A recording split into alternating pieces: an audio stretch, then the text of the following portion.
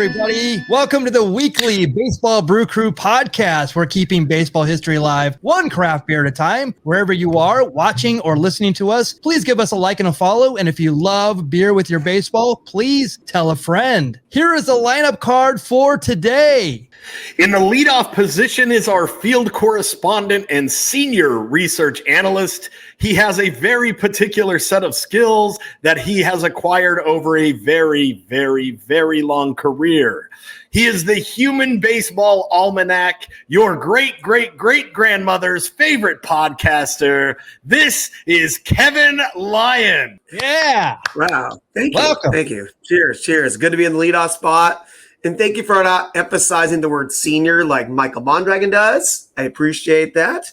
And here, ready to have a good time. Batting second, he's known as Charlie Guzzle, the Hop King, a craft beer-fueled Ferrari engine. Those lucky enough to meet him all call him the Golden God, and someday you will tell your grandchildren of the first time you saw him. I am Cowboy Jack Durango. And in the cleanup position, he is this program's host, creator, producer, programmer, moderator, and he's one smooth operator. He handles everything for the Brew Crew, from the front office business to hitting home runs each and every week right here on the pod. And if you've ever seen him dance, you'd know them hips don't lie. Ladies and gentlemen, I introduce to you Michael Mondragon. Let him hear it. Yes. Hey, I did that for myself. You're cheering yourself, much like Cowboy Jack speaking of himself in the third person. It's like, a little nauseating, but thank you, Jack, for the wonderful intros. Yes, that's fantastic. I'm going to do a little Barry Horowitz and pat myself on the back. You should. That should Cowboy Jack. I speak so highly of myself. I give myself verbal pats on the back.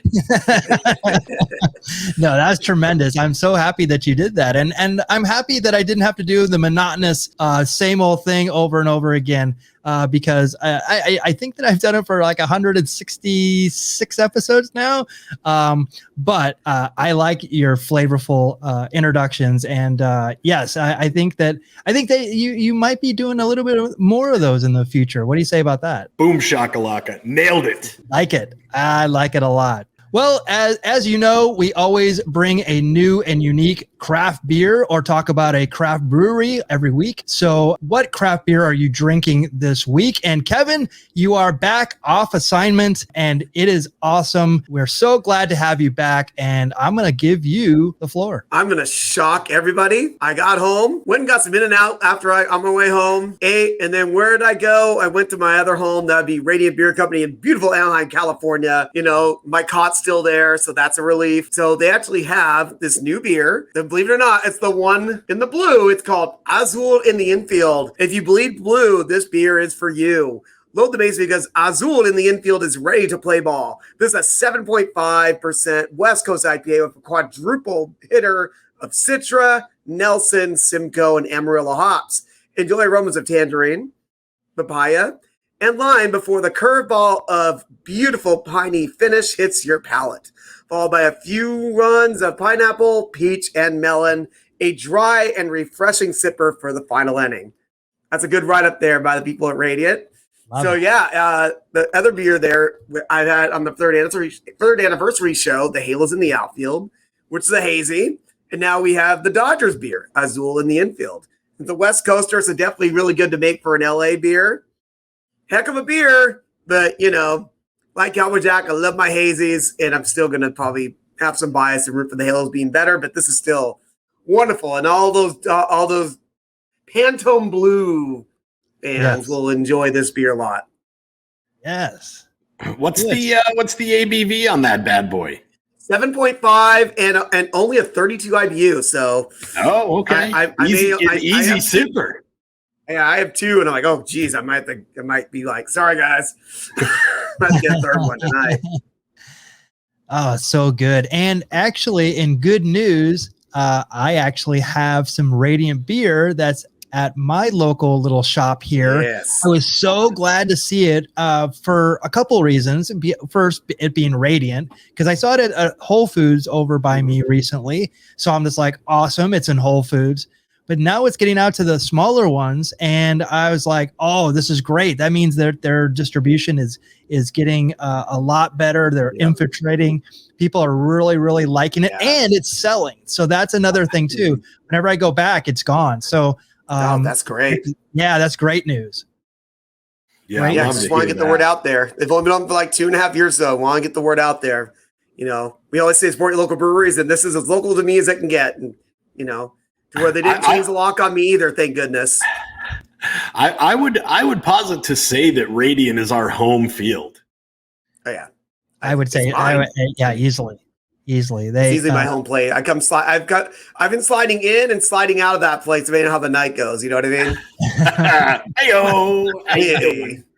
Well, let me ask you this, Kevin, real quick. Sir. Well, you've probably had what is the percentage of beers? If 100 is all their beers, what would you say that your percentage of beers that you've had from them? I'd say well, you got to remember they do make seltzers as well, and I don't always drink those, but I'm at least 85% probably.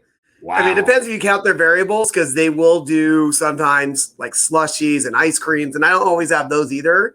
But for the actual just beers that come out like this, it's got to be at least 85-90%. Yeah, because usually you're on top of like most of their releases like before they even get out there, right? And that's something that's unique about these guys is that they actually do they very rarely repeat a beer. It's pretty rare. There's only like 2 or 3 that usually get multiple releases occasionally. And that's like the interesting thing about this. Like the Sales in the Outfield is one of the few that's been redone. And this was made in the Freeway Series when the Dodgers came into town in Anaheim, the end of June. Right. So, oh, right. So, and that's rare. And they're really making 1 or 2 beers every single week. And that's it. It's only like 10% of their beers have been at the most like something else coming back out on the shelf, which is nuts. Wow. Yeah. That's part why I really enjoy them, because that really makes them pretty unique. Sure. Yeah. That's gotta be tricky for distribution though. I mean, it's an unproven concept, because that's gonna be interesting to see if that's gonna affect certain beers are more popular than others. Are they gonna start, making more batches of some of them? Right. Yeah, off the top of my head, there's a handful, and I don't know how much those really travel. It's more lighter stuff I've seen they do the repeats for. Yeah, and I think that they're at the point where putting it out there and seeing what's super popular, what people are demanding, getting people into it. It's like what, and that'll kind of determine, as they say, the audience will tell you what's popular. Yes. So that's fantastic. Little test market research, as the kids say. Yes. Yes. The Kevin test market, really, really working there over there. Yes, and I'm sure that they were super happy to see you after your out of the country excursion.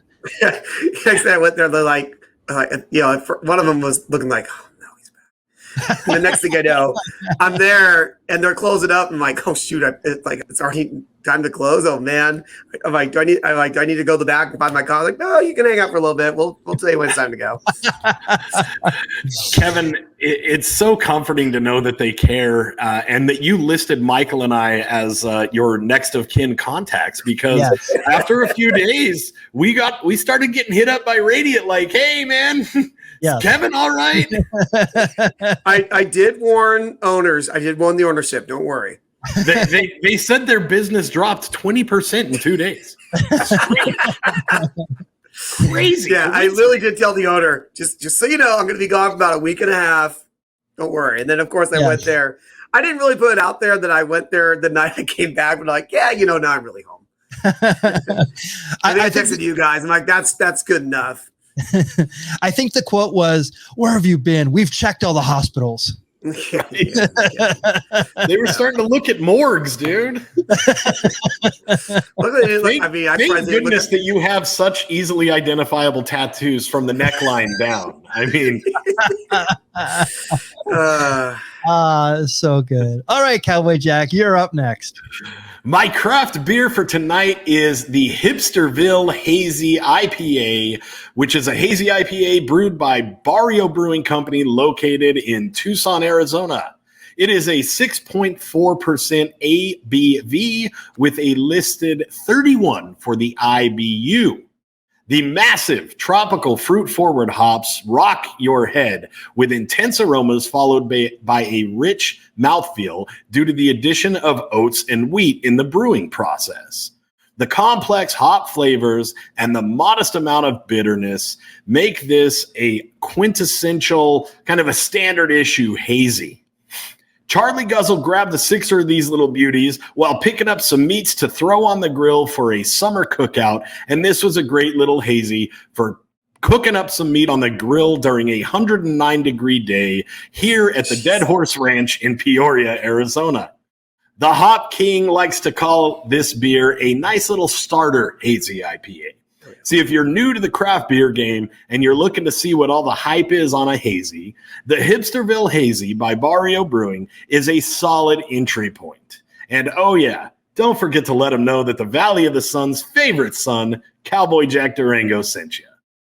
Love it.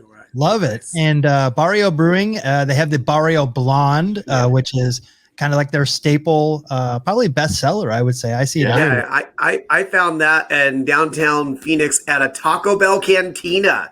Yes. Yes. The high-end version of Taco Bell. My friend's having food. I'm like, a big hurt. He's having food. I'm like, I got to have a beer at Taco Bell. I'm like, having an independent. Heck yeah. Yes, I had a Barrio Blonde at the Tucson airport. They actually had a Barrio Brewing little tap center, and it was delicious. That's when you know you've made it, dude. When you were on the most coveted tap in Arizona, the Tucson, Arizona semi-international airport, dude, which they also sell mud tires down there. Same building. But if you want to jack that 4x4 up with some mud tires, hit up the airport in Tucson. Wow. Okay. That's good to know. That's good to know. How did you come across this beer? I was walking through a Fry's grocery store on the way out ski, and they have a nice little craft beer selection. Well, nice. I mean, to the naked eye, you got to know how to recognize the independents. But I'd say 3 or 4 breweries were represented. Mother Road had a big selection, and Lumberyard as well, which we talked about recently. So yeah, I mean, it's cool to see a Tucson company getting so popular when there's such good beer north of Phoenix and now in Phoenix on the nice little craft beer journey I've been going on the last year or so. So yeah, it's a good one. They make a good beer, and like I said, it's a good entry point for craft beers.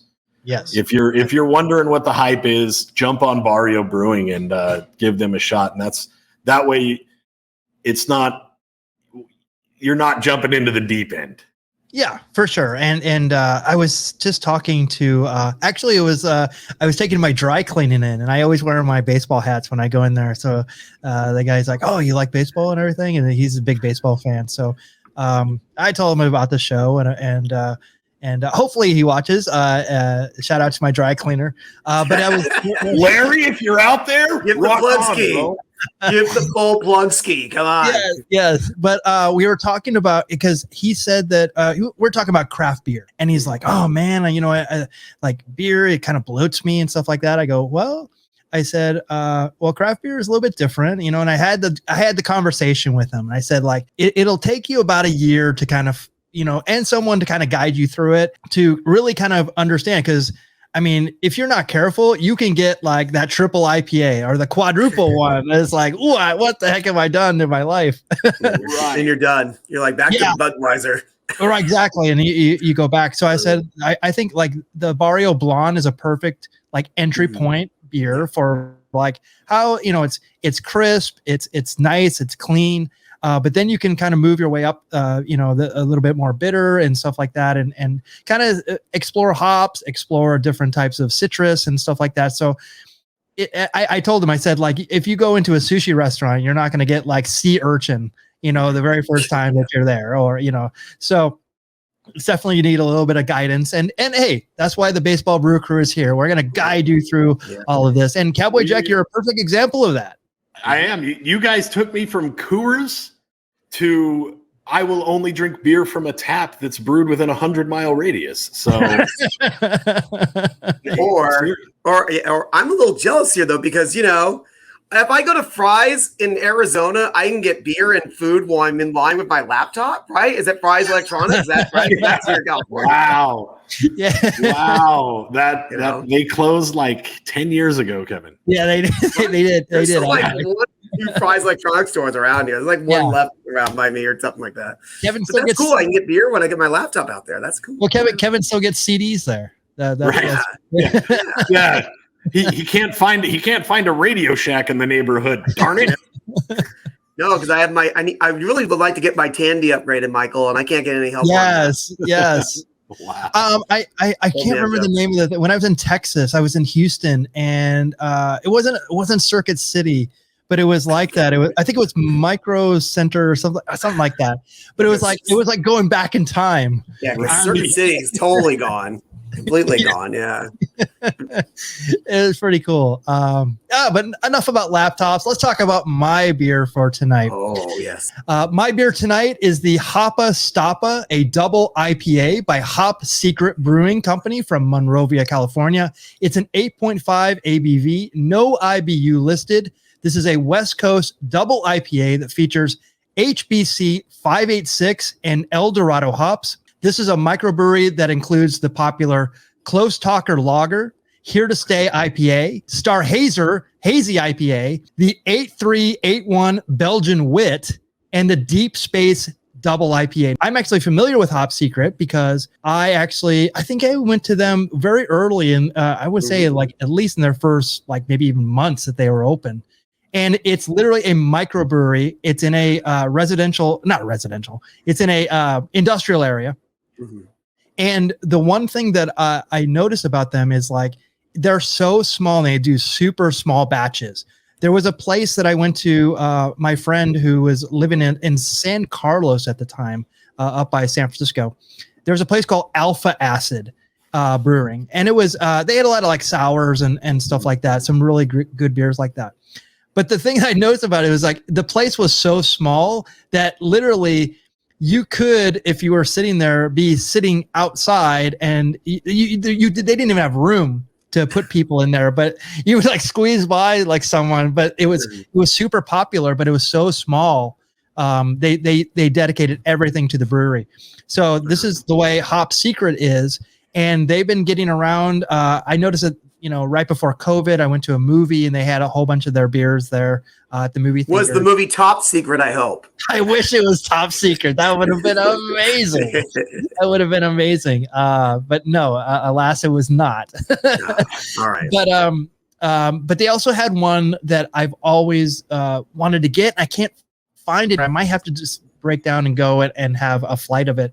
But it's called the Tongue Butter. It's a peanut butter stout. It's an 8% stout, and it's toasted peanut and creamy mouthfeel shine on top of this rich malt base. Now the hops that are in it are German Magnum and Saaz, SAAZ.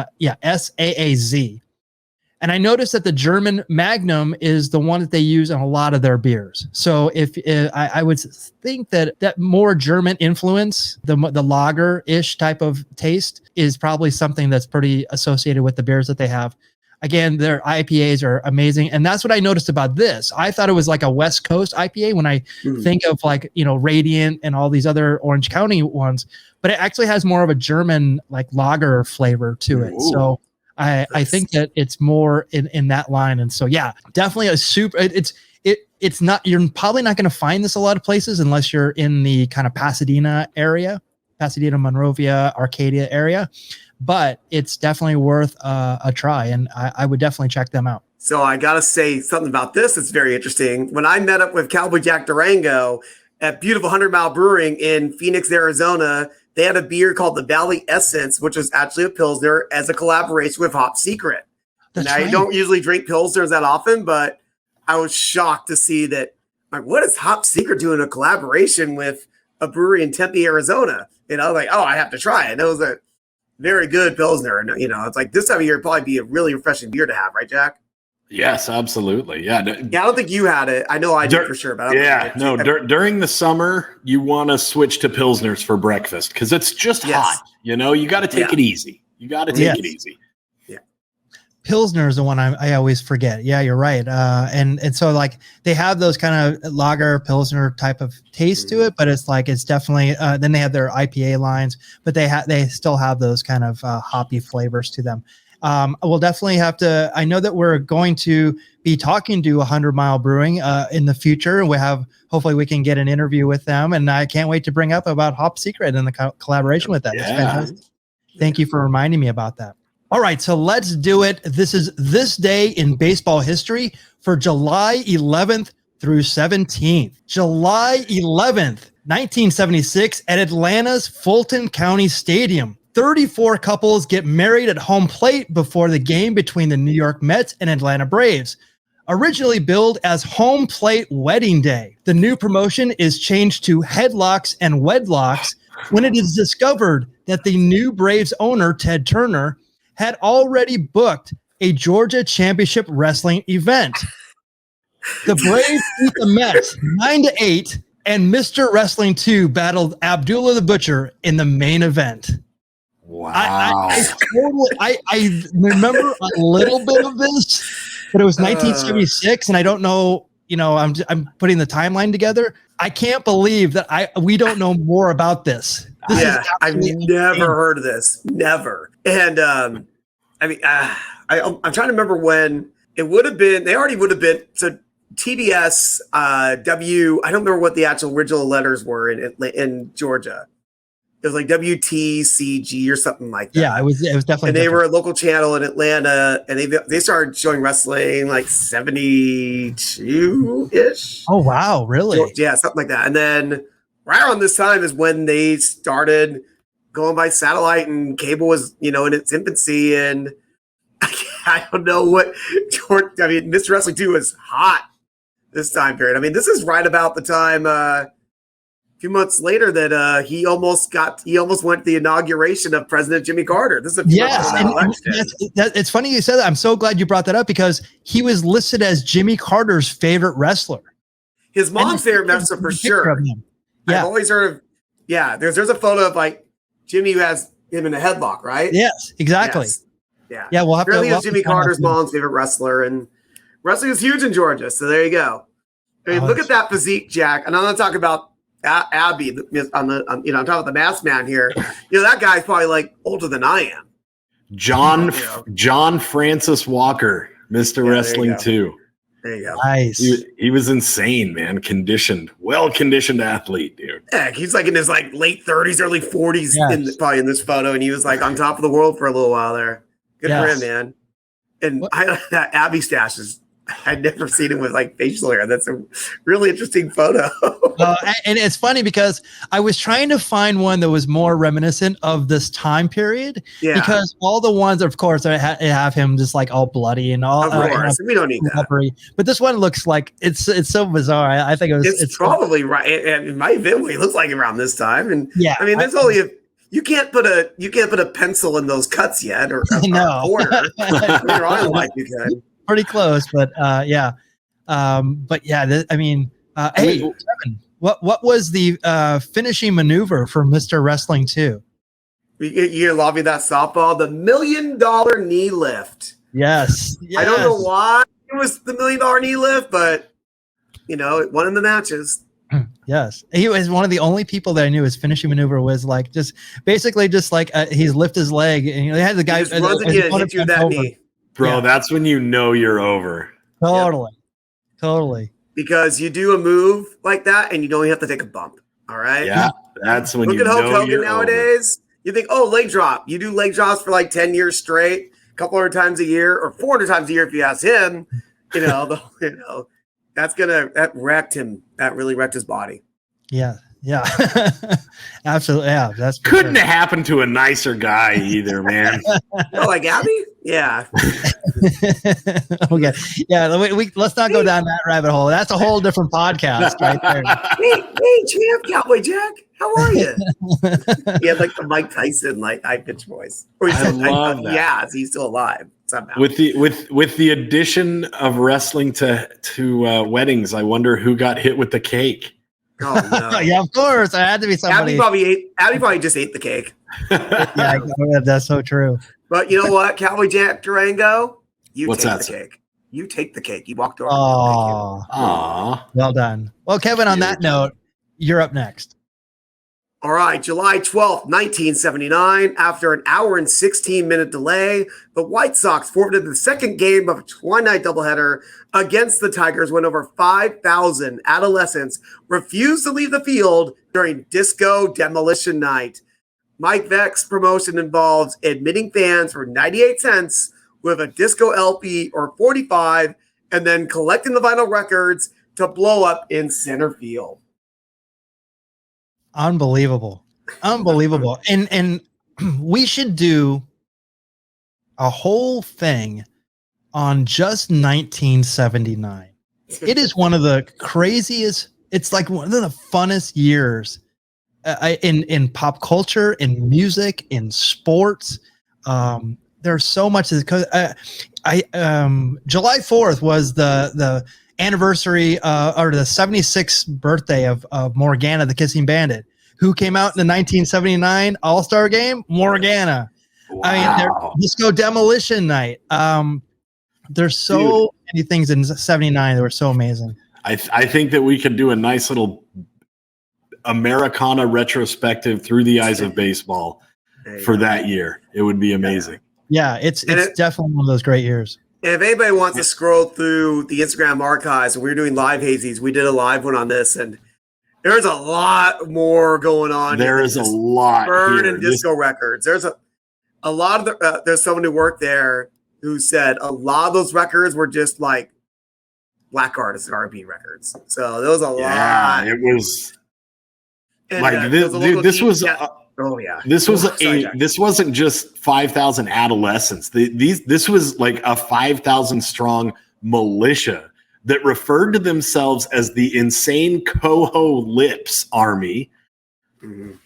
Their battle cry was "Disco sucks," and they were like radicalized by this drive time DJ named Steve Dahl, who created this whole persona of anti-disco, long live rock and roll that led and culminated into a violent, insane crime-filled night known as Disco Demolition Night. Yeah, and he was even wearing like military garb and everything. And and it wasn't it seen also as like kind of homophobic as well? I mean, disco was kind of more seen very homophobic. Yeah, because there was a lot of fashion in disco. Then some people were not, liking those clothes that those people were wearing. Yes. I would know. I was there, You're just shaking your fist, dude. Like shake. Yeah, exactly. And your platform shoes you were walking around with, it's hard to walk around platform shoes on that field. Let me tell you, it's not very comfortable. Did you have the platform gimmicks with the goldfish inside, dude? Of course. Come on. My man. Yes. Scroll in somewhere, you might see me in my platforms. My man. Luckily, I didn't get pushed over. I just was like, hey, let me just do some ramble rousing. Little I know that I would cost the White Sox a game and cost myself $3,000 that I bet on the White Sox to win that game. That's right. That's right. Not a good day. You actually had so much respect they didn't push you over. All right, Jack, you are up. July 13th, 1971.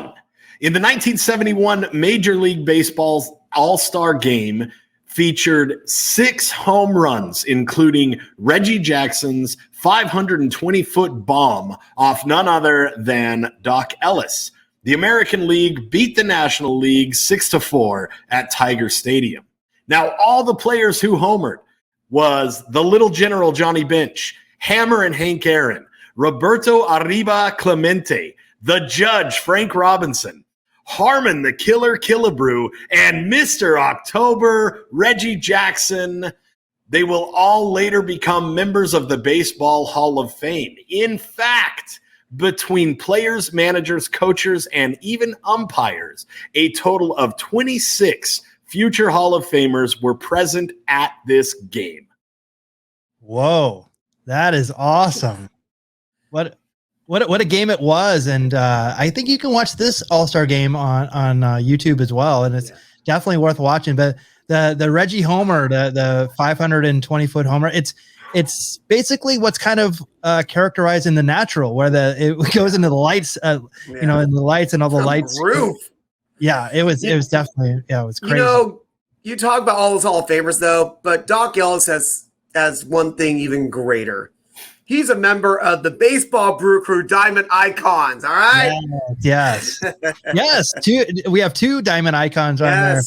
And if that is that Johnny Bench, he might be in there Johnny. as well. I don't. Johnny Bench. Yeah, he's on the ballot, but we know Doc Ellis got in the first year, if I remember correctly. Yes. You know. Yeah, that's it. Pete Rose, I'm sure, was in that game somewhere. You know. The only the only true Hall of Famer, Pete Rose. And also, you have not seen the Reggie documentary, they definitely show this and talk about it as well. Oh. And this is also a very historic game because pitching for the National League was Vita Blue, and pitching for the American League. I'm sorry, for the American League was Vita Blue. Doc Ellis started pitching for the National League, and it was the first time in All-Star game history that 2 African American pitchers started the game.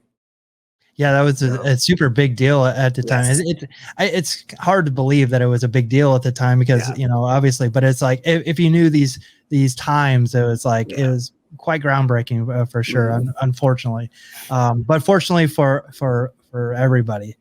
I also want to say, like, again, like, watch this All-Star game. I mean, if you look up the All-Star games on YouTube, you can find a lot of them, and they're so fun to go back. We've always wanted to have like a way that we can go back and do watch parties on them, and it's a little tricky, obviously, with YouTube and all that. So I'd love to find a way because they're so fun to watch, and I would love to do that. And that's something we kind of put on the shelf, but I still want to go back to that at some point. July 14th, 1970, in the 12th inning of the All-Star game, Cincinnati's Pete Rose bowls over Cleveland's Ray Fosse at home plate to score the deciding run in an exciting 5-4 National League victory over the American League at Riverfront Stadium. Fosse, whose career was marred by numerous injuries, was initially x-rayed and cleared with no fractures. But a re-examination the following year found that Fosse had actually sustained a fractured and separated shoulder. Isn't that crazy? I didn't know that he if you see this in its entirety and see, like, he got demolished. Oh yeah. And he's rolling around. He's like, he's definitely hurt. So the fact that they x-rayed him, you're good. I'll always get a second opinion when a man's man, Charlie Hustle, runs through you like you're nothing. Yeah. At an All-Star game. I think he got some heat for an exhibition. Yeah, I know. Right. And to quote Apollo Creed's coach in Rocky IV, it's always supposed to be an exhibition. You do not get in the way of the battler, all right? Instincts take over. See, Kevin, when you're a prime athlete, such as Pete Rose and myself, you reach a certain level where the human brain shuts off and instinct takes over. You know what I'm saying, pal? Yeah. So he's what we refer to it as in the zone. So right there, he's in the zone. Don't get in his way. Absolutely. Yeah. I don't know if you've ever seen this, Jack, but you can probably find this on YouTube. And it's brutal. And it's a hit. I don't know if it's true, but they're talking, like, saying that Ray Fosse was pretty much never the same after this in his career. So that's why I think some people are upset at Pete for doing so hard, but you gotta win, brother. And Pete Rose comes from like the 60s where it was still encouraged. Like, everybody wanted that pride of winning that All-Star game. Oh yeah. And eventually this was kind of like one of those turning points where it's like, it was just an exhibition game and nothing was on the line. But I also heard too that Ray Fosse's career suffered from this. Mm-hmm. But you know what? If you look back at his career, it actually, he had injuries and all these other things lingering from this, but he actually had some other injuries that like he had I think he had a disc problem in his back, in his back, because he broke up a fight between Bill North and Reggie Jackson.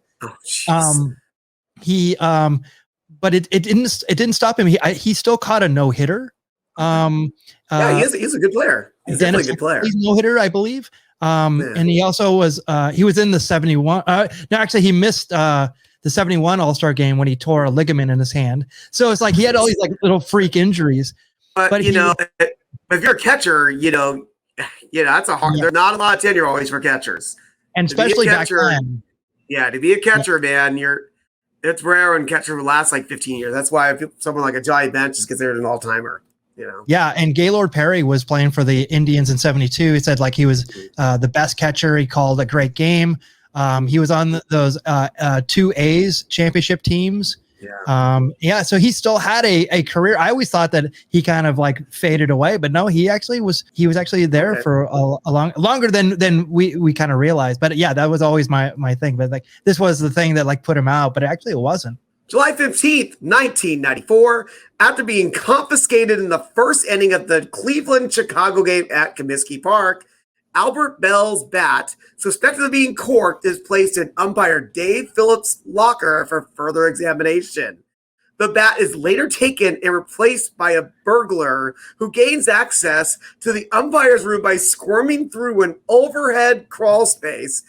Becomes evident when pieces of ceiling litter the floor and the name on the clean bat now reads Paul Sorrento. It's an incredible story. It's like the Pink Panther. Yes. You're telling me that some random burglar, Kevin, just climbed through a crawl space and happened to take the bat that was under question? Is that what you're trying to tell me? I mean, that's what is alleged. And later on, a few years after this, a pitcher by the name of Jason Grimsley admitted to being the bat burglar during an interview with the New York Times. So he said apparently he squirted right through there, came down, got the bat, and thought no one was going to know any better, but left a lot of clues. Wow. Obviously, his first rodeo. Yes. I'm sure you've committed a few cat burglaries over the years, right? Right, Jack? Yeah, just a couple. Right. Again, as a person of interest in most of those cases, I can't comment any further. Well, I can because these crimes were in the 1800s, so I don't think anybody's going to be coming after me. There might have been a train or two. You never know. DNA evidence it's much different. There's a statute of limitation on train robberies, sir. All right. But if you ever looked at the story, it's a fantastic story. It's another one that we covered on our Live History series on Instagram. And actually, as Michael joined in with myself, as we talked about Jason Grimsley, because that guy had quite the story as well. Oh, yeah. The story where one morning when he wasn't home or his wife went to get their wife left to do something, a small plane crashed into his house. Jeez. How about that? Yeah. Yeah. And in the suburbs of Kansas City, because that just happens sometimes when you leave your house, you get back to the planes there. Yes, of course. Why wouldn't there be, dude? Why wouldn't there be? Exactly. All right, Jack, you're up. July 16th, 1990. Chicago White Sox first baseman Steve Lyons slides headfirst into first base to beat out a bunt. The play becomes memorable when Steve drops his pants to brush away the dirt inside in his uniform in front of 14,770 surprised fans at Tiger Stadium. Interestingly enough, this is what inspired the old popular saying, baseball butts drive me nuts. So, yeah. Yeah, we have Steve Lyons to thank for that. And my favorite part of this is watching Detroit's pitcher, Dan Petrie, going from just the angriest gym coach anger ever, and then a guy dropping his pants. It's everything I love about baseball, dude. You can just see. Is that Petrie? Is that Petrie in that first photo? Trying to get him at first base. Okay, thank you. I want to clarify. And you see him. He, as soon as the pants go down, he realizes where he's at and pulls them up so quickly. And the look on his face is just utter embarrassment. Yes. What was I thinking? And while you said 14,000 were there, I would say like 140 million people by now have seen that clip over the last Yeah. 33 years. That was when I was playing all the time. Well, 50,000 of those views come from old Charlie Guzzle because it is a delight. You should go and search that up. It is a whole new generation going to watch that clip now because of you, Calvin. Yes. Keeping history alive. One craft beer at a time. Cheers. I like the umpire in the middle picture is just like this kind of side looking it. I would love to know who that first base coach is for the White Sox. You can almost just read his face. Yeah. He's asked that Fred Sanford, you big dummy. I hope he's from Texas and he's just like, what the hell, boy?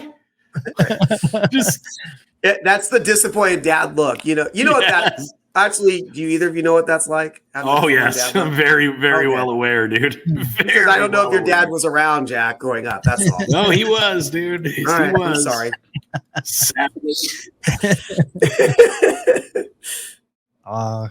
Such good stuff. Yeah, and how about this? I contend Steve Lyons was out. It was pretty close play at first, but he was out of his mind. It is a contentious play, and Petrie has every right to challenge it and be upset. But after a dude drops his pants, you can't review the play. Like the guy created an iconic moment. It's just like, all right, you got to give it to him. He's willing to drop trow. He wins. Yeah, that's funny that you say that. It's funny you say that because Thank you. This is not a reviewable play back in 1990, right? But this actually was replayed many times over and over again. This play in particular, it was always reviewed. Well done. People weren't contesting if he was in or out unless they're trying to see if something was hanging out or in. Whoa. Pack it in. We're not going to beat that one tonight. We ain't. That one wins it, dude. That's Working blue. All right, so let's close this out. We're going to go with July 17th, 1978. Just before starting the Orioles game at Memorial Stadium, Doc Medich goes into the stands and saves a 61-year-old man suffering from a heart attack. The Ranger right-hander and a medical student in the offseason administered mouth-to-mouth resuscitation and an external heart massage to the ailing man until medical help arrived. I always saw him. He actually was George Doc Medich, is because he was actually a medical student. So weirdly, this is okay. So he saved this man, right? It turns out he did this a couple years before this, and the guy didn't survive. Actually. He lost a patient, dude. Oh no! Yeah, he lost a patient, but I think he was. I'll say to be fair though, usually if you're doing CPR and if someone's unconscious, I don't know if it means CPR certified and trying to save. I've lost. I never mind. I'm not gonna say anything else. I might have lost. Wow. There's a high turnover rate, is what I'm picking up here, huh? And there's definitely times if someone's already unconscious, you're doing CPR. You don't know how long they're unconscious, how much oxygen is lost to the brain. You know what I mean? Luckily, it sounds like this man is still conscious, so that probably helped a lot. And I would hope at a Major League Baseball stadium that they would have very good medical staff on hand. Knock on wood. But I think that he was just in the right place, right time, and God, just think about it. Like, and I've always, I'm gonna say this now, and I'm gonna jinx myself, but I've always wanted to learn CPR just for these type of occasions because it could happen at any time. And to save someone's life is such a thank you. Yeah. Well, I actually am, like, legitimately. I really, really am. I'm not making that joke, but I'm like, it's good because you never know. I mean, literally, like, I had the family member choking on something. And I did Heimlich, and I'm like, I can see the panic in her face, and I'm like, all right, let me try this time. I'm like, whoa, it actually works. Oh my God, how amazing! Wow. That's amazing. I didn't know that. How about you? Yeah. It's just just another day at the Lion House where you never know what's gonna happen to the Lion House. You've been to the old Lion House, Michael Mondragon. Woo! What I like to say is another day in paradise. Kevin, or what you call the Lion House. Kevin, Kevin can give life, but just as easily take it away. He is multifaceted individual, dude. I think the ratio is 1 to 10. So he for every life he saves, he's 10 to go. He just throws in the trash. Oh right? my gosh! Wow. Sorry. Oh wow. Did I say that out loud? I said that out loud. Yeah. Thank you. Well, Kevin, you were actually in another country. Yes. You were actually not right now. You were hopping around in Toronto. Actually, you went to a lot of places in Canada, and we're only going to talk about Toronto right now. So I'm going to give you the floor, and I'm going to go through some pictures here, and definitely tell us about your trip. Please just let me pop one open here, and let me get ready because I was in Vancouver for, my goodness, 5 days. Very, very busy, and let's go through some highlights. I can tell some people some good spots here. So, unfortunately, right when I went into town, my first stop was to go to AEW, All Elite Wrestling Collision at the Scotiabank Arena in beautiful Toronto, Ontario, Canada. You can see my look that I'm not to drink a Molson Canadian lager. Unfortunately, that's something I found at the Serena was not much good, no craft beer wise whatsoever. But, got to hang out, got to see our friend Scorpio Sky do an interview, not wrestle, but had a good time hanging out, watched some good wrestling on Saturday. We can just leave day one simply to that because day two is a lot more going on here. All right. I was on my little streetcar, just landed on my way to my place to get settled in. I literally turn to my right and I'm just like, what the? And I'm like, I didn't see that. And I get up and the train, luckily the streetcar stopped. I ran over and I'm like, there's a bar. This is the Doc Ellis. I'm like frantically looking at that going, there's a bar in beautiful Toronto, Ontario, Canada called the Doc Ellis. So I actually had my Doc Ellis shirt just coincidentally packed in my bag. So always bring your gear. Always bring your gear. Exactly. So I went over there and I walk in and the looks on the two people working there and a couple of the staff members were just like, what? As more as if my reaction, I saw this place existed. I literally had a couple people work there and a couple of people taking photos of the shirt, because they're like, what is this? So what's awesome is I'm like, I hadn't had a real good craft beer. It's like, hey, what beers do you guys have? He's like, all we have is a brewery called Long Slice. And I'm like, that's it? But yeah. And I don't have time for one, unfortunately. So this is the Sky Bison APA. And I'm like, wait, what's an APA? Do you want to take a guess what an APA is? Acolyte Protection Agency. That's a great guess. Can you hit the buzzer, please? Where is the buzzer? There we go. Thank you. You're really close, Jack. Really close. APA. I'm yes. Okay. So India Pale Ale. This one. Amber Pale Ale. Is it amber? You might be thinking too hard. Is it? It's not even close. It's literally American Pale Ale. Oh wow! And I'm like, that's why I had to get. I'm like, American Pale Ale, sure, I'll get that. Why not? And it was a nice, solid beer to start my day and walk around. There's you can go and let me see what else you have any other photos from that place. So yeah, there's a little bit of when you first walk in. There's a couple of photos there, and then I go downstairs and the two yellow doors. That's the restrooms, which I was just cracking up. And then if that's not enough, they do like punk rock shows or metal shows or whatever in a place called the No-No Room. If you have a photo of the No, yeah, there it is, the No-No Room. And that's the door to go in the No-No Room. And I'm like, I was just cracking up. And it's like a little room where you can fit me like 100 people. And I took a couple photos of the interior because where they had the bar at, there was some of the old WWF LGN figures. So I'm like, oh, that's pretty fun too. Yeah. And something, if ever get a chance to look at this poster on the right, what this poster is, it's baseball team names, but it's by categories. Like there'll be occupation, they'll list baseball team names, like fish and list team names, and not just in America and around the world. And I started staring at this poster, and next thing you know, I'm like, I'm gonna be late for the Blue Jay game. I can stare at this poster for another hour. And I'm like, oh God, I don't have time for one beer, unfortunately. And I was hoping to get back there, but I had a couple of hiccups on my last night, so I wasn't able to come back there. But such a cool place that I just can't believe it exists. Because I had to rush off to go to my first game at Rogers Center. I always think of it as the Sky Dome, home of WrestleMania 6 and WrestleMania 18, I think 18. Yeah. So, yeah, I had to get the gimmick, the first card there. This is my 16th current Major League Baseball stadium I've been to, but I've also been to about 8 that no longer exist. Right. And the dome was open. It was like 82 degrees. I don't know what that is in Celsius, but there's my view from the very top. Just, oh my gosh, what a great view for this game. And they destroyed the A's. It was something like 12-3 or something like that because it's the A's. And they're all a solid team there. Yeah, they had a perfect game thrown against them like a week later, right? Yeah, exactly. Yep. Yeah, not too long after this. Yep. Well, still in Canada, that happened in back home in Oakland. Do you have any other photos from this game here? What do you got? Anything else? So if you sit there, that's the tower next to it where that costs you like something like $75 to go up there Canadian. I'm like, yeah, no, I'm good. So here's the only bummer part. Much like Scotiabank, the beers there, what I was seeing was I couldn't find anything independent.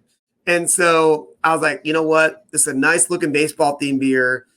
Mill Street Brewery at my Spire Signaling because they were selling a Budweiser can. Unfortunately, this is a brewery, Mill Street Brewery, that is part of the Anheuser-Busch empire. But I was like, you know what? I'll get one. It was like a lager called the Blue Wave, and cool looking can though. I will say, cool looking can. Love it. Yeah, no, that beer has a great personality. Yeah. But, you know. And so do you have any photos of this? Or we're going to go, so later on that night, went back to Scotiabank Arena for my wrestling. Luckily for me, I have good friends in good places and also low places. But, let's not talk about that. I went to the All Elite Wrestling, New Japan Pro Wrestling Forbidden Door show. Great seats, great time. And I tied around on a very long, Sunday. I mean, I was blown up, to say the least. But there was still stuff to do on Monday. Let me see. What you have anything else on Sunday night? Oh, yeah. Oh, I'm sorry. I forgot to think about this. So this is a really cool spot. So I was looking for craft beer. And by Scotiabank Arena is Union Station, where you more or less can get in and around the area. And I'm like, I got to get a bite to eat, and I got to find something good. So this is a place called Collective Arts Brewing. And this location literally opened the Tuesday before I got there. Wow. So where I asked, I said, can I get a couple waters? Like, we don't even have running water yet. I'm like, what? Dude, Kevin. Literally, yeah. Kevin, this just goes to show the reach of the Baseball Brew Crew podcast, because there's some brothers that heard you were going to Canada and they started a brewery a week before you came just to reap the profits. Well, to be fair, they have this is the new location. They actually have another location that we'll talk about. I went there a little bit later, but this is the photo on the right is actually their other location in Toronto by where I was staying. And when I was at the place in Union Station, though, if you go to Union Station, they can get some food. There's some pretty good food in there, but they only had like 4 beers on draft. So I had a hazy called Head in the Clouds, which I had right there on the left. I'm like, oh yeah, give me that one. Had 2 of those. I'm like, oh great, it's time to go to wrestling, as they say, Michael Mondragon. So there's my seat. There's my view from my seat. I just got a very generic photo. And I saw this on Saturday, but luckily I was able to get it on Sunday. The Rush Golden Ale. I was able to get Canadian beer in rock and roll style. I'm like, you know what? I'm sure it's not craft beer because I was being sold like Molson and Coors, but like I still had to get it, right? Still had to get the Rush.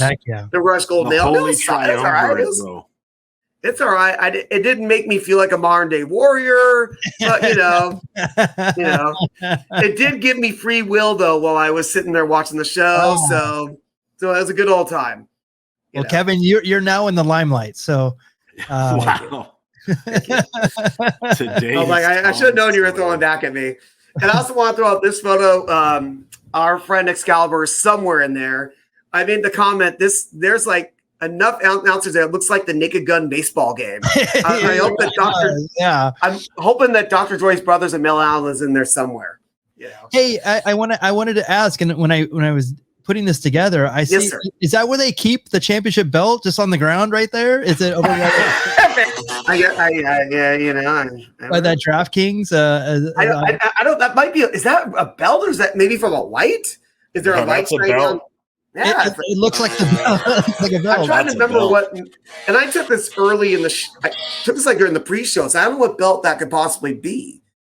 Unfortunately, in there it's like there's like the American crew, the Japanese crew, and everybody there. Yeah. Let me just say the Canadian crew, just because I don't know who the other announcing crew. Right. I think it's just the two announcings, but I'm sure it's a Spanish crew because you always have the Spanish announcing ready for, if you need something broken. Yeah, it was funny. It was a Canadian show, and you're an American watching it, and there's all Japanese wrestling. And I will add, there was a match between a man from the Great Britain named Will Ospreay against a man named Kenny Omega from Winnipeg, Manitoba, Canada, and someone tried to chant USA. Yes, dude. Yes. I think he said for about 5 seconds, I'm just like, what are you doing? And I think people started yelling, like, are you really that dumb? And I'm like, you know what? Wrestling fan, possible. Oops, did I just say that out loud? Yes. So, but where I was staying in a very touristy area called Kensington Market. And I saw this brewery was like 2 minutes right place. Like, oh, this is so cool. And so this is called Burdock Brewery. But in this case, it's a bottle shop in a market. And they're open from 11 a.m. to 11, 7 days a week. So I went in there a couple times just to get a couple beer skis to have in the room, and it came in handy. And they walk in and they have some snacks and stuff, but it's literally, they have like about 20 of their own beers that they sell. And they actually brew. Yeah, look at all that, Jack. So, that's not enough for Kevin right there. No, you can buy them individually or buy the 6-pack, or in my case on the bottom there, buy the 12-pack. So this was your Tuesday morning, I'm guessing. Right? Yeah, absolutely, sir. Yes, as far as you're concerned, yes. And I was like, oh, that's a cool little bonus, because I walked in going, can I get something like a pour? Like, oh no, you gotta get to go. I'm like, what? But literally, they are making it on site, because in the background, and you could see like the containers where they're making the beer there. I'm like, all right, that's a way to use the space. And it's like I said, a lot of travelers go through that area called Kensington Market. A lot of like restaurants around the world, just shops, gift shops, stuff like that. So I was like, oh, that's cool. I want to highlight them. Real quick. Yes, sir. Is there in Canada, is there like rules like here? I don't even know if it's here anymore. There used to be like on Sundays you couldn't buy alcohol until noon. Or you can't buy after a certain hour, or et cetera, et cetera. Was there anything like that? The only thing that, and this is when I was in Vancouver, what I was hearing was apparently there might be guidelines where you can only have a limit on percentage of alcohol on beers.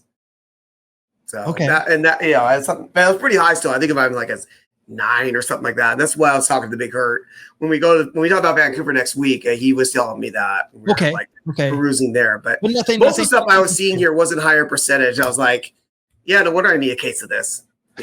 Okay, all right. So it's still good stuff.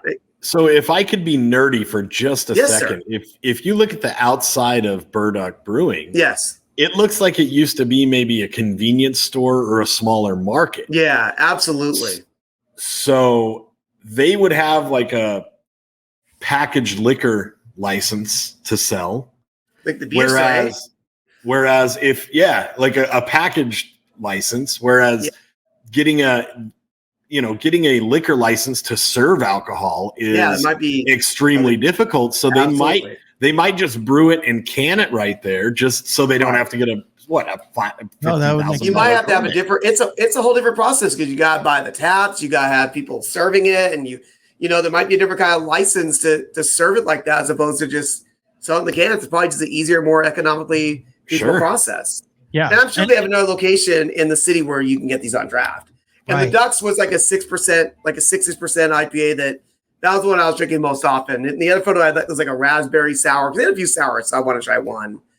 But that photo there was after I did. I don't know if you have the photo of me at the Canadian Hockey Hall of Fame, but there we go. So of course, everyone when you go to Canada, you see the Stanley Cup, you take a photo of it, right?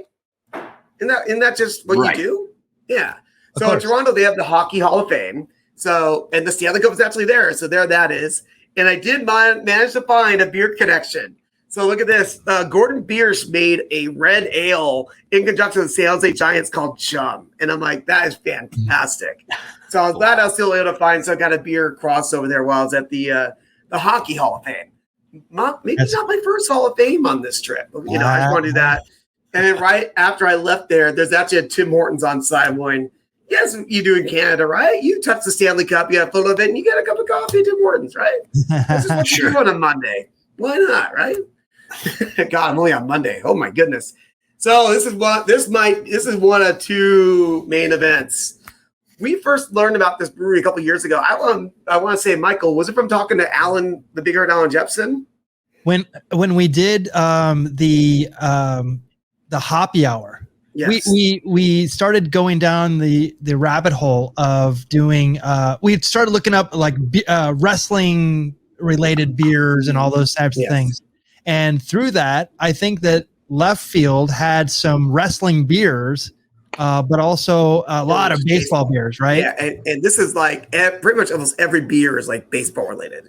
So we were just like, oh my gosh, one of these days we hope we can get out there. And that day happened to be this particular Monday. And I was like, all right, well, they're open till 9. I went to Hockey Hall of Fame, had my Tim Hortons, I'm ready for some beer. So made the dream come true and made sure, as you see, I was wearing the San Diego Pale Ale 394 shirt to tie it all in, have baseball beer shirt for while you're in there. So yeah, it's a cool looking place, and there's part of their tapestry on their walls. Well, more of that later. And I had to look like, all right, here we go, because I don't do flights very much. I like my IPAs, I like my hazies, and that's why I usually stick to them. Like this case, I'm like, it might be time for something I don't normally do, flights. So you know what? There was flight number 1. I'm like, all right, man, let's just try whatever ever I possibly can, and I want to see if I can highlight some of these. Because they had quite a few number of beers on draft. They had at least 8, because I literally had 2 flights of beer while I was there. And mind you, there's no food truck on site here. There's no food. So I'm like, all right, well, let's just see how this goes. You know what I mean? That's why you do tasters, just to warm my body up. You know what I mean, Cowboy Jack? Yeah. It's just you're doing your stretches. Exactly. Doing my stretches. But, this is for the show, too. You know what I mean? If I'm going to do... I'm not going to do all these 2 flights. I got to do that. I'm sorry. I'm just trying to find my list here so I can tell you what the senior research. Yes. Yeah, exactly. And I'm like, I thought I had this ready, and apparently I didn't. So let me make sure this is my first one here. Actually, that's my second flight in this photo here. So let me go through my second flight here as soon as I find where that list is. So that second flight, there's a beer called, the first beer, the hazier looking one, it's a hazy session called Scout. The next one's called Squeeze Play. There's the third one is called Bird Watcher, which if you see the can, it looks like it's a parody of that can I had by Mill Street at Rogers Center, which I thought that was pretty fun. And the last beer is an outstanding. So that's just a little taste, a little sample of what those beers were. And I was going to try to find, and there's what their cans look like. There's a Squeeze Play there. Yeah. I didn't get anything to go, but I was like, oh, some fancy looking cans and almost all baseball name related. And show me what else you got here. I can show you. Sorry, that's all we got. Let's go back. I'm sorry, let's go back. But they have a little scoreboard in there. Very welcoming too. They had like Black Lives Matter as a pride flag. Well, you know what? They seem pretty welcoming. Cool little baseball motifs. And they had a little funny thing I liked was they had a little sign that said free beer. And it's their water dispenser. I was like, nah. That was a little bit sneaky. Well done. A little bit sneaky here. But to go through the list of some of their beers here, let me find that for you. Just to get an idea of the parody of some of these names here. And all through my notes, I thought I had it ready. There we go. Oh, I had it ready, and then I lose it. So the Bird Watcher is a lager, and that's the only picture you have the cans. That's too bad, because it has the bird. It's a bird one of a bird. Blue can of a bird on it, so it reminded me totally of that one that I had. They had the Squeeze Play is actually a rainbow sherbet sour, which is very interesting. I had to try that. It was like the Outstanding as a Pale Ale Micro IPA, and I kind of consider that more of a session because it's a 3.5%er. I know you recommend me having that one. There was a pineapple one I had called Pina Power, which was nice to have, and they had the other sour had a dry hop sour, which I never really had anything like that before, called Bang Bang. But the winner, folks, would be, of course, an IPA, because we are IPA people here, called the Greenwood. In the end, I had one of those as a full pour finish my night. It was peach, juicy, orange, and full-bodied, coming in at 6.3. And I'm like, yep, that's definitely right in my wheelhouse. I could have drank a case of those, I'm sure, but it was just awesome to check it out. And that night, I didn't partake, but they were doing music bingo. And I probably should have just went in there and took part because I'm just hearing these songs. You have to match to your cards. And Michael Mondragon, you appreciate some of the songs they're playing. I'll just of course. I loved just reminiscing about the old days and and just getting it out of my head. Yeah, of course. I'm just listening going, oh my gosh, are they really going to go here on these songs? Like, yeah, it's fine. It was a fun little thing because I'd never seen music bingo before, but it had a packed room over there. So I was like, good for them, man. Want them to be successful. Cheers, Left Field Brewery. Yeah. Definitely my number one brewery in Toronto, but I'm obviously very biased. Yes. And I saw your next photo is from the main event here. Do you have any photos of when I went to Rogers Center the second time by any chance? I'm not sure. I just kept it concise. Okay, no problem, because I do have to mention I did make a return to Rogers Center the following day on Tuesday. We went to a place called Steam Whistle right across the street from Rogers Center because, I was rubbing shoulders with some famous folks. I know you guys were asking me about that. Like, literally is hanging out. Got invited by AEW referee and I can say friend of the show, Bryce Rensburg. Make sure I got to go out there and met up with some folks there. And the highlight was, for people I told the story to, for you wrestling fans out there, I was introduced to Eddie Kingston, and our friend said, "Yeah, do you know Kevin? You know Taro?" And he was just like, he literally stopped and went, "What, dude?" And he ran up to me and gave me a bear hug. And I never met him before because he was a fan watching wrestling like 20 years ago. Watched the VHS tapes of me getting, destroyed, and said, "Dude, I when I first wrestled Super Dragon, I was thinking of you and I was fighting them." And I'm like, you're literally not the only person to tell me that, by the way. And he started laughing. That's awesome. So hung out with some AEW people and crew. I'll leave it at that. I will at least mention that I did ask Tony Schiavone, who, when he was announcing for the Charlotte Orioles, was there anybody he, was announcing who actually made the major leagues? And the first thing he threw at me was Billy Ripken. How about that? Oh, wow. Yeah. Wow. So I'm like, there you go. Part of the family. Let's just say that, it's like when you say, Ramon is Pedro's brother. You know what I mean? Right. But still, you get to the major league level, that means something. So I want to throw that out there. I had a great time at another Giants. Saw the Giants, unfortunately, for Toronto, beat the Blue Jays, but had a good time. Had great seats at the game and just hung out. But then Wednesday morning, I went and rented a car for the distinct purpose of driving 150 or so kilometers to the Canadian Baseball Hall of Fame and Museum. Wow. Yes. Definitely went for it. And I don't know if you can see that sign in the brown in the upper top there. Recently renamed Ferguson Jenkins Way. That literally just happened about 3 weeks ago in mid-June or so. Oh, wow. Yeah, this happened not too long before I went there. Like, oh, that's really cool. Too bad I missed it, but hey, make the dream come alive. This is a place we learn about through the show. It's like, all right, let's go check it out. What do you got? Show me what you got here. So they were talking about baseball. There was a guy trying to tell me who walked in and said, yeah, they were doing baseball games here before. After Doubleday was doing baseball. I'm like, okay, well, historians will think differently. I would know the answer because I was there, right? So let's just say that happened in Toronto first. Here's a couple of players I just love by names. George Wood was a guy I saw who definitely was making the rounds there. And look at this guy, William Shuttleworth, definitely Jack. That guy, is that his real name? Come on. William Shuttleworth III. That's right. See, that's why I knew I was getting these names, and I know that Jack would enjoy these names. Yeah, the father of Canadian baseball, it says. Yes, wow. Absolutely. Yep. And I would know because I'm the great grandfather of everything else, including your grandmother's favorite podcast. Right? Is that what it was? I blew it. I'm sorry.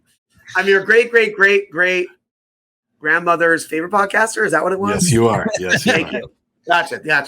So I want a couple of shuffle highlights there. So what's really cool is that Jackie Robinson, before he was with the Brooklyn Dodgers, played with the Montreal Royals. And this baseball here is a team signed autograph from the 1946 Montreal Royals. That's one of the coolest things they have on display there. Wow. And so they definitely have to highlight him playing there. And he is a member of the Canadian Baseball Hall of Fame. Yeah. Oh my gosh. And also a funny thing I found here was, if you ever see A League of Their Own, the movie or the new Amazon series, right, which I still have to see, there was a lot of Canadian baseball players playing in that league that was happening in the Midwest part of the United States. And there's a jersey, and some of the other stuff is from modern female baseball players. But something I found that I just loved is they highlight a member of the Canadian Baseball Hall of Fame is Helen Callahan. I hope I'm pronouncing that right. But that's her main name, but she's known as Helen Candell St. Aubin. The reason why I mention her, Michael Mondragon, why don't you tell the audience why I mentioned her in particular? So there was a Major League Baseball player named Casey Candell. Yes. And I believe he played for the Montreal Expos. And I believe the Houston Astros too, if I remember. Yeah, among other teams. Yes. But the knock on him was that usually baseball players like Ken Griffey Jr., Ken Griffey Sr., right? The fathers played a baseball. But Casey Candell's legacy was his mother was a better baseball player than he was. And so, yes, this is the mother of Casey Candell, the Major League Baseball hey, you know what? Helen is in the Canadian Baseball Hall of Fame. Is Casey? No, case closed. Yeah. Argument settled. Sorry, Casey Candell, but Helen is a better baseball player than you. She's a Hall of Famer. She's a Hall of Fame baseball player, and wow, that is tough to, I mean, like Ken Griffey Jr. Going past Ken Griffey, it's like that was, I mean, sure, difficult enough, but I mean, think of being Vladimir Guerrero Jr. and your dad's a Hall of Famer. I mean, that's and Vladimir Guerrero Jr. is one of the best players in baseball. And who knows how he's. Yeah. It's fantastic that this is we might potentially have a father and son Hall of Famer, which that might be the first time ever. I don't think that ever has happened before. I can't think of anybody. Yeah, that's fantastic. That's a great. Oh my gosh, that's incredible. Yeah, so I'm glad you included this one in there. Oh yeah, I wanted to do that. Super cool. So of course we want to highlight here was the two major league franchises. So we have here. This is part of what's on display for the Montreal Expos. That jersey there is from Jeff Reardon, and the catcher's mask is from Gary Carter. But more importantly, on the right is a Gold Glove award that Gary Carter won in his time with the Montreal Expos. And Gary Carter is a man in the Baseball Hall of Fame in Cooperstown, but both him and Jeff Reardon are also Canadian Baseball Hall of Famers. Wow. Definitely want to give a shout out to Montreal Expo stuff for sure. Yes. And then let's go over to Toronto as well. So we have some stuff on display here. Gotta definitely highlight Roy Halladay, a Hall of Fame pitcher in Cooperstown, and obviously also in the Canadian Baseball Hall of Fame. And they also got a jersey on display from Jose Bautista, who I'm trying to remember. I believe he is also a Canadian Baseball Hall of Famer. And there's stuff like this throughout the museum highlighting not just players who play on the Blue Jays or the Expos, but they were highlighting like Canadian baseball players in the major leagues, but also not just on the major league level. They also highlighted people, what they did in international play. There was stuff for Canadian people playing the Canadian Olympic teams and highlighting people who were like made it in Canadian baseball and like as announcers or in the press. So that was kind of cool. I do want to highlight too, this is pre Major League Baseball. So Toronto actually had a baseball team called the Toronto Maple Leafs first, before they became the Blue Jays. This is like a minor league team in the, I want to say the early 1960s. And they proved successful enough that they made it. And this other ball here is from the Montreal Royals, again, the minor league team. But it's a championship team, I believe, from 1956. They won the pennant in their minor league division. 58. Yeah, 58, sorry. And so it's just cool that, the history is being highlighted here, because where else are you going to see it but the Canadian Baseball Hall of Fame, And so let's go back to Toronto here. This is great. You go to an area where they actually have seats from Exhibition Stadium, which is where the Blue Jays originally played. And so what's cool is that this home plate here is actually from, I believe, Exhibition Stadium. And they're highlighting here jerseys of Mike Timlin and Cito Gaston, who was the manager for when? See those two rings? You have a World Series ring from 1992 and 1993 from when the Toronto Blue Jays won the World Series. So definitely highlighting the history of Canadian baseball there. Yeah. And last week, Kevin, you did the Ricky Henderson Yes. He was still playing with the A's in 93. Yes. And my question on the podcast, since you weren't there, I go, he can probably tell me. Actually, Ricky Henderson was actually traded to Toronto that year and then won the championship with them. Oh, wow. He was on that 93 team. All right. On the 93 so he got a ring. He got a ring. There you go. I believe he was on second when Joe Carter hit the home run. Yeah, that's definitely highlighted as well in there, of course. Yeah. You know, the fans call is like, hey, you better take your time because you may never get this again or something like that. It's like a pretty famous call. And of course, I just blew it. Yes. Whatever. You know, if you're a baseball guy, you'll know when you hear it, you know. Touch them all, Joe. You'll never hit one bigger. There you go. See, I knew I was going to blow that. But also, we definitely got to highlight not just former players. Let's highlight some current players and famous players. Amanda's definitely going to be in the Canadian Baseball Hall of Fame eventually. And one of our favorite players here, the very colorful Joey Votto. They have a jersey of his on display, shoes, and the gloves and the cap there are from Joey Votto. Career Cincinnati Red. But I also want to highlight maybe the greatest player out of Canada, the best pitcher for sure out of Canada ever. That is actually a Cy Young Award won by Ferguson Jenkins on display there from the 70s. It's a beautiful piece. It's great. It's there. And they also have one there on display right now that Pedro Martinez won while he's at Expo. Oh, wow. How cool. I definitely want to highlight Ferguson Jenkins because obviously he's big enough the streets named after him. You know what I mean? Right. Yes. Yes. Just like Iron Mike Sharp, he's Canada's greatest athlete. Yes. There you go. There you go. or the great one, Wayne Gretzky. Well done. You know?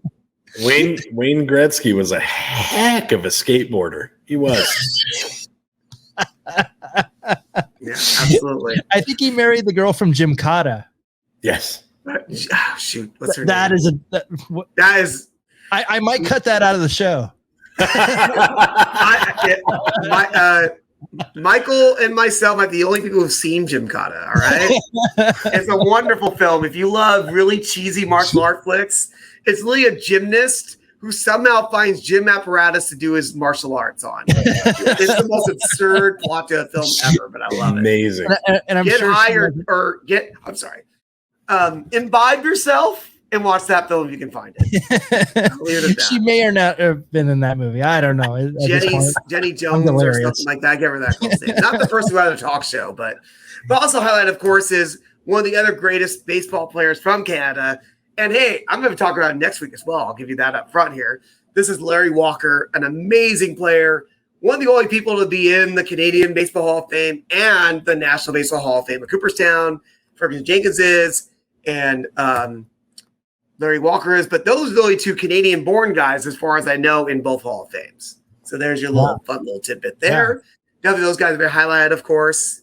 But it was cool just to walk around there for a couple hours and check that out. And it's literally like it was in Toronto and it moved to St. Mary's after some sponsor said, hey, we have this space and there's like a little baseball field you can check out. And you go to the museum and there's like a little back house on the end. It's going like if it was like a regular person, you can go through there in an hour. And I'm just going through reading and looking at every single thing in there. So I'm like, I ran a car for like 12 hours. I might as well take my time and check it out. You know what I mean? That's actually a Ferguson Jenkins jersey while he's on the Rangers in the 70s. Speaking of Canada's greatest athlete. Yeah. So here's an interesting thing that I'm noticing now as I'm looking at it. So before, when we had that George Doc Medich picture, I put the Rangers logo from that time. And on the Rangers logo, on the R, is that you see that little star. I didn't realize because it was in the logo, and I'm like, is that like a trademark? I looked at it, it's like a little star. I'm like, I've never noticed that ever before. I mean, that's only, and they definitely changed that by the 80s. I remember that being there on the 80s jerseys. No, and I'm sure it's probably, that's definitely such a Texas thing, and I love it. That is the Lone Star State. It's the star in the circle. Why it's only one star, brother. And there's only one star worth talking about here, and that would be Ferguson Jenkins, Hall of Famer. Wow. You know what? I feel bad now because I had a chance to meet Ferguson Jenkins. I went to Sloan Park and it was a spring training game for the Cubs. It was actually the Cubs were playing like White Sox. It was a total Chicago day. And I walked in, and Ferguson Jenkins was there. I believe Bill Buckner was in there. Wow. And there was other baseball stars there, and you could get like their autograph for a certain amount of money, you know, whatever. And it was all goes towards. So Ferguson Jenkins has a foundation that he everybody puts the money into that does the autographs. Right. But of course, I saw the one person, and I darted towards him, and it was Pete Lecoq. Of course. You got to see Pete Lecoq. Went straight for him, and I was like, because I got Kevin like a signed book and a picture. They got me the photo of him, Peter Marshall. I'm like, oh, I can't believe that. Yes, so I went crazy, but I kayfabed Fergie Jenkins. He was like waving at you while you walked by, and I didn't. I remember getting an autograph in my younger days, and one thing that sucks, he was like he might have been the only Hall of Famer that I had a rookie card of. I had his 1966 rookie card, and I bought specifically because as a kid, and I'm like, how's this guy not in the Hall of Fame? You know, mind you, I'm like 13 years old. I'm going, look at his numbers going, oh, sorry, kayfabe, 213. I'm looking at the cards going, the stats going, this guy's going to get in the Hall of Fame eventually. You know, and eventually it happened. And I had his rookie card, and unfortunately, got lost over the years. I told you, Kevin has his own American Hall of Fame that's been lost through time. Wow. Yeah. All right. Well, Kevin, that was an amazing journey, and it's not even scratching the surface. That this is only like what? Yeah, not even talking about everything I did in Toronto. Did some other stuff, but here's the teaser for next week, and I don't remember all this. I was in Vancouver for like Thursday, Friday, Saturday, pretty much 4 whole days, and I did 3 baseball games and 10 breweries. Wow. Yeah, so let's see how much of that we can get through next week. Yeah. Okay, so we have a lot to go through. Again, it's just an amazing journey. It's like a fantastic trip, and like I say, you plan out the most amazing trips. The fact that you rented a car in another country to go to a Hall of Fame is incredible, and I thank you for sharing that. It's so great, and I can't wait to hear more about it. Out there, in case anybody ever goes, if anybody ever gets out to Toronto and you're a baseball guy, you know, you can go just peruse the city and just support left field, man. That's a great place, and Collective Arts is cool, and you know, you can eat cans of go to Bird and get you some beer. You know, there you go. There you go. So that's the show we have for you this week. Please go to our social media. We're on Twitter, Facebook, Instagram, YouTube, TikTok, and Twitch. We're also on Spotify. We actually have the audio version of our show on Spotify. So please go subscribe to that. Guys, any last words before we sign off for this week? I would just like to say that they call us the Diamond Exchange, the crown jewel of craft beer and baseball. We truly do keep the history of baseball alive, one craft beer at a time. We appreciate your support. Find us wherever they have @ symbols and let us know you're out there. Love it. Kevin? And I will say, Prime Day is coming up.